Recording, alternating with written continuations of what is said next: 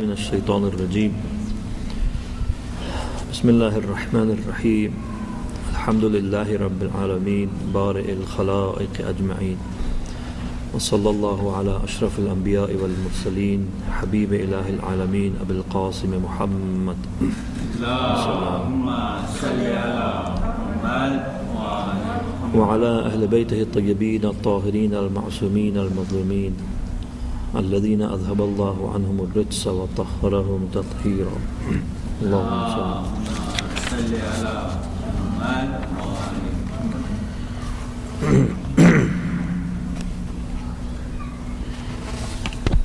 We, from the start of this holy month of Ramadan, have been covering a lot of topics. Mainly my emphasis was on correcting our beliefs and structuring and organizing the way we think about Islam, and to arrive at what is called hikmat in the language of Quran and Hadith.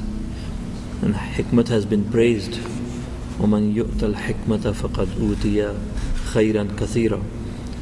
Whoever is given hikmat has been given a great goodness. Khairan kathira. I would like to discuss briefly about the different levels of khair. Khair, first of all, the word khair, what it means, there we can go from there. Khair is something that you choose to do and you think it's good for you. You see the word ikhtiyar, khair, from the kha, ya, ra, you make a lot of words in Arabic. Mukhayyir, ikhtiyar, mukhtar, takhyir, khiyar, all of these are words taken from khair. Khair is goodness. Why is it goodness? Because you ikhtiyar, you choose it. Naturally you want to choose something that is good for you. You won't choose to jump from a cliff. You choose to, unless someone is completely gone. But people choose to do good things. So khair are the things people choose to do, they're good. So what you choose to do, right, which you think is good for you, brings some sort of pleasure for you. That's why the khair is in many stages. You choose to do something, you believe something is good for you, right? And you do it, and you achieve it, and it brings you some kamal, right? For example, mal is khair, wealth, money is khair. Why is it khair? Because it brings you some sort of pleasure. Because you spend that money on food, for example. You buy a house with money. So it brings you pleasure. It brings you, asayesh, they call, comfort. So all physical pleasures come out of. So khair, one level of khair is something that is kamal, in the sense that it brings you physical pleasure, some comfort or pleasure or happiness related to your body. In that sense, marriage is also khair. Just for anyone, I'm saying, Muslim, non-Muslim, anyone. Why people settle down? Why do people, live together? Because it brings them pleasure. So that is a kamal in itself. Now, in our religion, there are some conditions. For example, to live together, you should have a aqdun nikah, for instance. And there are conditions that you have to observe to get married, for example, right? So, one level of khair is things that brings us some sort of pleasure for our bodies. Then there are other levels of khair also. And the highest level of khair is intellectual and spiritual khairat, So there are khairat maddi, there are khairat ruhani. Between them also maratib. There's kamalat which are related to our imagination. The things you imagine, you get pleasure out of it. Then there are khair, which are vahmi, kamal, which is vahmi. For example, a sense of being powerful, a feeling of being free, feeling of being powerful, or feeling of owning things, that gives you some power and control. But the highest level of khair is related to the things that brings you kamal. Kamal in the sense that it gives you a spiritual pleasure. So the pleasure achieved from ilm is greater than the pleasure arrived from food, for example. You eat good food, you enjoy good food, that is limited to your body. In one of the akhwal narrated from Amir al-Mu'mineen, Imam Ali ibn Abi Talib alayhi salatu wasalam, I will go over the meaning of that, what his statement is, but I may not remember exact words. Ya Kumail, al-ilmu khayrun min al-mal. Imam said to Kumail, "O Kumail, knowledge is better than money, better than what you own, wealth. Al-ilmu yahrusuka wa anta tahrusul mal." Knowledge protects you, guards you, right? But you protect your money. You are always worried about, having alarm system in your house or some, be safe, a fence around your house, right? Lock the door. You leave the car, you have to lock it, make sure it's parked in a safe place, right? You have $5, you may not worry so much. If you have $5,000 now, you are worrying about opening an account, keeping it in a safe place. If you have more money, then you are worrying even more because you have to do something to invest so that you grow that money. So, and you are protecting the money. Al-ilmu khayrun min al-mal. Knowledge is better than money. Al-ilmu yahrusuka wa anta tahrusul mal. Right? Halaka khuzanul amwal wal ulama'u baquna ma baqiya ad-dahr. People, the keepers of wealth, they perished. They died and they were lost. Right? Halaka khuzanul amwal, khazanadar. Those who used to hoard money in their accounts, money in treasures, in the investments and bonds and God knows what else, right? They all died and they are lost. Nobody knows about, there's not much done in memory of rich people. وَالْعُلَمَاءُ بَاقُونَ مَا بَقِيَ الدَّهْرِ. But the people with knowledge are always alive. Baquna ma baqiyat dhar. As long as there is this world exists, scholars will be remembered, and that is true for scholars in all fields, right? Scientists are remembered for what they discovered, right? People who discovered or invented something, people who presented some theories that solved problems, people who researched and found cure for something. People who worked on some social problem and found some solutions for the people, right? All of these people who really were pioneers in any field of knowledge, they are remembered. And the highest were people who presented the answers to the most important and serious questions of life. Who created us? Why did He create us? And have a logical system of thinking, a cohesive system of practicing that regulates, for example, the roles of people in the society, that regulates the rights and responsibilities, that creates a balance in all the things that happen in a society, keep things in their proper place, provide answers to questions about where are we going from this world. People who were such philosophers, that who answered these fundamental questions.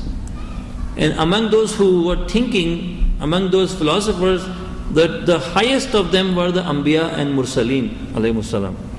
No one answered these questions better than the Anbiya alayhimus salam. Because of the highest gift of Allah given to them, the aql kamil, because their aql was kamil, their intellect was really perfect. That's why they provided the best answers to these questions. They were able to philosophize better than any other human being. They were the best of them, best of the best, because their thinking had no mistakes and errors. They had a good grasp of what they were thinking. They did not fall into any errors in thinking, for example. And also because they presented the answers to practical questions. Right? For example, what are the rules of, let's say, inheritance? What are the rules on my money? Who has right over my money? The money I earn, what do I do with this money? Where are the rights and responsibilities in a society? What kind of people have authority over what kind of matters and things, right? Practical issues, for example, as a society of believers, how should we interact? They said you should interact. For example, on Fridays you should gather for Salatul Jummah. On the occasion of Hajj, once a year you should gather in such and such place. And for example, issues, another aspect, so there was this answer, the philosophical matters, then practical matters, right? Then social matters. If there is injustice in the society, these religious and these philosophers who were gifted with revelation, right? They were also leaders in a society. They also stood up, right, for justice. So, for example, leaders have become corrupt. They are abusing power. They are, for example, stealing from public wealth, this and that. So these religious scholars who are philosophers, they administered justice in the society, another important role, right? These are remembered. These high, these are virtues. Now we call them kamalat, right? For example, adalat, justice, and knowledge. Knowledge in sense of, for example, philosophy, and also in terms of answers to practical questions, all of those things. So all these categories of knowledge, these are the things which every human worries about. Now it is possible that people are distracted from these questions, right? It is possible that they are fed with wrong answers because their intellect is kept low, their mental abilities are weak, they have not been encouraged in a society to think, they have not been encouraged, for example, to explore. So such a society becomes a society of blind people. Whatever you tell them, they do it. When you don't encourage the people to think, right, naturally there will be less demand for answers. Less demand for answers means whatever you tell them, they accept it. Whatever you tell them, they accept it. A lot of people don't go as far as, for example, really answering basic questions. They don't go as far. Why don't they go? There is the motivation is not there. In Farsi they say angize. The motivation is not there to look for answers. For some people, now at the age of around adolescence, when you just become baligh, right, there is this natural tendency, natural inclination to question everything that your parents have told you. Question. Now that is a time that Allah subhanahu wa ta'ala has given to every human. When you are young, your mind is just developed. right? You question every single thing you have been told by your family, your society, and you want to reconstruct a belief system, reconstruct, a path which will give you some practical, solutions. Reconstruct a social program for the society. You think about, for example, the society, what's wrong? I being part of the society, this energy drives this person. Now they start asking these questions, but the environment, the teachers, the family, the friends, the culture in which you live in may either encourage you to further this research or may completely discourage you from continuing on this path. And you give up after some time. Unfortunately, most young people nowadays just give up. And the reason is they plant doubts in their minds. Destructive doubts. You can have two kinds of doubts. Shak is not always good and not always bad. There are two kinds of doubts. There's a doubt that leads to research. You ask questions, for example, you think, someone's getting sick, you say, why is he sick? And you think about it and you try to find solutions. You go to a doctor, another specialist, whatever. There's another doubt where you give up. You say, for example, doubt about beliefs, and then someone says, you know what, religious people are just so divided, just leave everything. These mullahs, they say different things, don't have to worry about it. Right? This is a destructive doubt, when it does not lead to a systematic analysis and study of the subject. When you do not pursue any further research on the subject, then this doubt has destroyed you. This is not the kind of doubt which is praised, because you have given up. Because of the confusion that has been created in the mind of young people, right? About, religion, for example, religion has led to, for example, you plant this in the young person's mind. Religion has led to so much bloodshed in this world. We should stay away from that. And this young person who has started feeling something inside, that I am here for a purpose. There is someone I feel inside, the poet that says that andurune man khaste dil nadanam kist. Man khamusham u dar fugan u dar ghogas. This young person asks this question, he feels, he says that andurune man khaste dil nadanam kist. There's some voice inside of me who's calling me. I am quiet, but he is speaking to me. This feeling inside, this is a spiritual feeling. Then the similarly philosophical questions that come up, for example, who created this world? Basic question. Was it created? This universe, this whole universe, system you see in the stars at night, you see these stars and everything you see, were they created? Or were they always there? This is a question everyone asks. Were these always there? Were they created?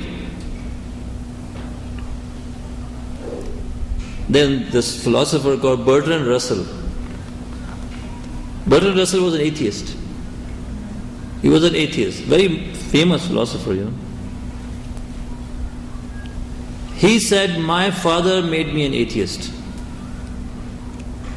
How did my father make me an atheist? He said, I was very small and I asked my dad, and his father was a priest, okay? Priest. I asked my dad, do you believe in God? Now a priest who's preaching every Sunday in the church that, God, God, God. When his son is asking him, do you believe in God? He says, I cannot answer this question now, you have to grow up, later on we'll see. Then this boy, he said, I grew up, I'm a teenage or something, then I asked my dad, do you believe in God? Now that I've grown up I've been to school, so he said, I'm not going to answer this question. He said, why wouldn't you answer my question? So he said, because if I tell you there is a God, I believe there is a God, then you are going to ask me, who created the God? If God created me, then who created God? And I don't have an answer to that. When he said that, this boy gave up religion from that day. He said, my father, who is all his life preaching God, he's telling me, first of all these years he's not sure about there's a God or not, and then he has no answer to this basic question, that if there is a God, then who created that God? This is a destructive doubt. Well, the answer is simple. Just like the light in this room is bright, correct? Where is the light coming from? Right now, tell me. From the source. From the source. What's the source right now? Generated. No, the light is coming from these bulbs up there, right? Where is the light of the bulb come from? The light of the bulb is its own light. Yes, the electric power came, but the light that's emitting is from the bulb, the source of the light. The sun, for instance, in daytime you stand outside, it's day. If I ask you, why is it daytime? Why is it bright? You say, because of the sun. How is the sun bright? The sun is bright because of its own light. It has its own, it's the source of the light itself. When Bertrand Russell would ask his dad, okay, who created me? And the dad said, if the priest had told his son, you were created by God. And he was said, who created God? He said, God is the source of creation. He does not need to be created. One simple answer. Then this boy would have been talking to God every day, would have tried to be close to God, but he did not do that. This one doubt turned this child into an atheist. Allah does give you opportunity for us to say, for example, no one has choice, you grew up in whatever families. No, you always have a choice. But unfortunately, we put ourselves in situations, unfortunately society discourages us from studying philosophy, studying religion, studying, for example, other things. The program for social justice, how do you bring social justice to society? There's so many recipes for that nowadays. Role of men and women in society. Everybody is making up things. There are feminists who make up other things, there are other people who give you other answers to all that. But a person needs to ask these questions. For example, about the issue of our earnings. Well, Islam, in early Islam, Allah subhanahu wa ta'ala in Holy Quran, please recite a salawat.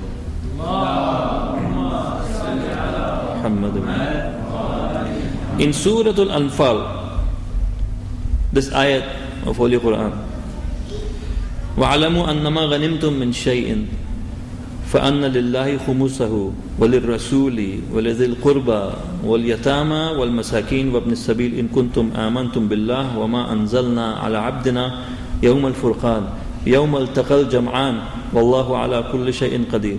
Know that 1/5, you should know. وَعْلَمُوا. Know that 1/5 of what you acquire, right, as ghanimtum, the profits you acquire. 1/5 of whatever profits you make is for God and His apostles. And an apostle, and for the relatives and orphans, of the apostle, the poor and the wayfarers, if you truly believe in God and what we reveal to our prophet, our servant, on the day of victory over the infidels when the two armies clashed at Badr. For God has the power to do anything. Well, about one of the aspects of the social program in society is khums. There's one zakat, public charity. Everybody gives charity. Of course, in Shia law, zakat is on special things. It's on agricultural products, it's on cattle, cows and sheep and all that. And it's on gold and silver in coins, in currency. That's about zakat. Alaikum salam. But khums is on earnings. Khums is on any profit you make. Ghanim wa'alamu. Know this. Know that certainly whatever Ghanimtum. Ghanimtum is from ghanam, ghanama, ghanima. Now ghanimtum means whatever profits you acquire, whatever you earn. Harche pe changa wardid, in Farsi they say, whatever comes to your hand, whatever you were able to get, acquire. There is 1/5 of that for Allah and His Prophet. So we, in Shia law, we call it khums. In Surah Anfal, this ayat from Surah Anfal, we call it the khums. And unlike zakat, which is charity, khums is not a charity. Because zakat is charity, can go to anyone. Of course, the zakat of a non-sayyid, wajib zakat cannot be given to a sayyid. But non-wajib zakat can be given. Non-wajib zakat can be given to a non-wajib sadaqah, that is. For example, you dig a well as a sadaqah, as a qari khair, You dig a well where people need water. Naturally, everyone can drink water from this well. Sayyid, non-sayyid, all can. Charity is for helping the poor people in need. Khums is for two reasons. Khums is a resource to support imamat, leadership of Islam. Imamat, right? Imamat means leadership. Now, imamat of an imam ma'soom, alaykum salam, or imamat in the time of ghaibat of a wali faqih, faqih adil, jami' al-shara'id, a mujtahid who is jami' al-shara'id. So khums, basically half of the khums goes, which is, they call it sahm imam. It is the haq of the imam. It is the portion that is to support imamat. Sunni people don't give khums. Although this is ayat in Holy Quran. This ayat in Holy Quran clearly says, and Sunni ulama have a consensus, they believe that this ayat is for khums.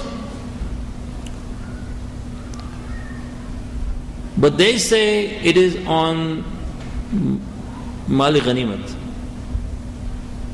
Mali ghanimat means, for example, in a war, you for example, you are able to get something, horses, other armor, money, whatever, slaves. In battle, in war, you used to get prisoners, slaves, all of that you used to get. These are amwal ghanaimul harb. The ghanaimul harb. But ghanaim is not limited to mal ghanimat. Early Islam, because of the poverty in Medina, people did not have any extra money to give. So one view about khums, in understanding, for example, is that, in those times, because of the poverty, you see that the Holy Prophet, although this verse came down, he mentioned in many of the letters he wrote to different tribes, he asked them to pay khums. But for everyday life, khums was, a more frequent source of khums was the mal ghanimat in those times. Because there were so many battles. They were under attack all the time. Either from the people of Makkah, the Quraysh attacked Medina. So there was encounters, and some money would land into the hands of people of Muslims.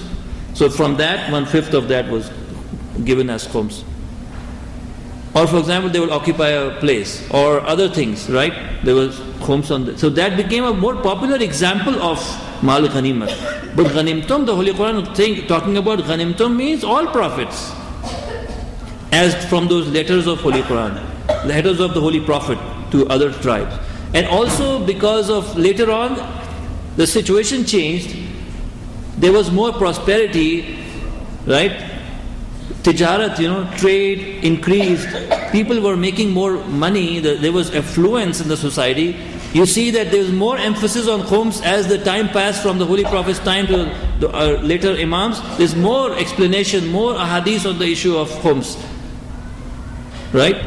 Why? Because now it is a mas'alatun mubtala bih, as in call in Arabic. There are certain religious issues which are not mubtala, that is not so needed every day, Like salat, we pray, we do every day, so we need to know the rules of salat. Right? But for example, zakat, for you all living in the United States, most of us don't have agricultural land. So the issue of zakat for me and you is not something mubtala bih. That means we are not encountering this problem every day. Fasting is a mas'ala which is mubtala bih, which is needed every day. Every year you have to fast, so you need to know the rules of fasting. Or for example, rules about buying a slave, selling a slave, well, those are not needed anymore. There was a time when people had slaves, now they don't have slaves. They had slaves because there were more wars and people were captured, they were captives. Those captives became slaves. Instead of putting them in camps or putting them in jail, Muslim families used to keep them as slaves, and they gradually converted to Islam. And Islam always talks about free the slaves, let them go, free. But that was the way. So there's no need for studying the rules about abid and ima. Rules about keeping slaves, buying slaves, or there's no need for those ahkam. The need for those ahkam arises when you have to deal with that issue every day. When you are working and you have extra income at the end of the year, even if it's $100, there was a time people didn't have $1 left in their pockets. Now we have some money left. So the issue of khums becomes an issue which is mubtala bih, because we have some extra money. So from that extra money, our savings at the end of the year, then Islam says, tashayyu, because we are Shias, we pay khums. If we are Sunnis, we will not pay khums. Why? Although it's in Quran, but they don't accept it. Why they don't accept? They limit it to mal ghanimat, ghanaim al-harb. They say it's from the booty of war. If there's a war, you capture people or you have money in your hand from that battlefield, then you pay khums from that. They limit, Ahl Sunnah, they limit the meaning of ghanimat to that. It's a very narrow example. We don't have the example anymore. Which country are you attacking? Which prisoners are you capturing? Are you going to the battlefield? Nobody is. So there's no need to talk about mal ghanima. But the need is because you are making profits. We are earning arbahul makasib, they call it. Arbahul makasib, profits from trade. You are working, you have some investment. People give you gifts, expensive gifts. Some ulama believe expensive gifts. Or you have gift purchased and you are just keeping them, you are not giving to anyone. A year passes. So you see,